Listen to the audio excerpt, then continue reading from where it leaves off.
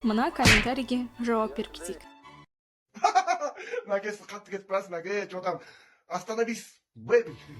Біріншіден 200 градус емес, 127 градусқа дейін көтеріледі. Екіншіден, скафандр және мына рюкзак сіздің ойыңызша не үшін қажет? Скафандр бірнеше қабаттан тұрады. Күннің жылуын шағылыстыратын қорғаныш қабаты және ішіндегі түтіктер жүйесі. Бұл түтіктерде су айналып, ғарышкерді салқындату жүйесімен қамтамасыз етіп отырады. Соның арқасында астронавттың дене температурасы реттеліп тұрады. Сондай-ақ ғарышкерлерді айдың бетіне жеткізген Eagle модулі де экстремалды температураға бейімделіп жасалған. Онда сыртқы теплоизоляция, жылу оқшаулағыш қабаты, ол бірнеше қабатты алюминий фольгадан тұрады, және терморегуляция жүйесі болады.